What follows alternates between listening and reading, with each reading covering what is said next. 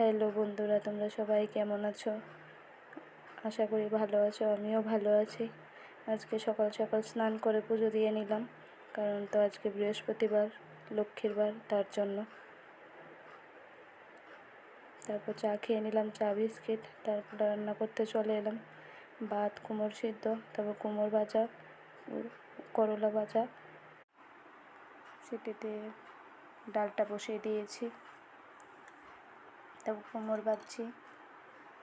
ডালটার মধ্যে হলুদ, কাঁচা লঙ্কা ছেড়ে দেব।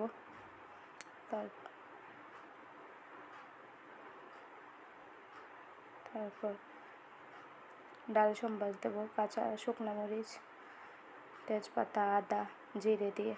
তারপর ভাজা করছি। তারপর তরকারির জন্য পেস্ট করব, আদা, কাঁচা লঙ্কা, গরম মশলা সম্বার দেব। সম্বার দিয়ে তরকারি দেব, পাঁচফোড়ন দেব। পাঁচফোড়ন দিয়ে দিয়েছি। সব মশলা ভেজে নেব। সব মশলা বলতে এখানে আদা, কাঁচা লঙ্কা, জিরে, ধনে, সব, হলুদ। তারপর এখানে আলু কোয়াশ দিয়ে দেবো, একবারে সম্বার দিয়ে দেবো। একবারে সম্বার দিয়ে দিয়েছি, তাড়াহুড়া আছে, সবাই খাবে সকাল সকাল। নুন দিয়ে তরকারিটা ভালো করে রান্না করব।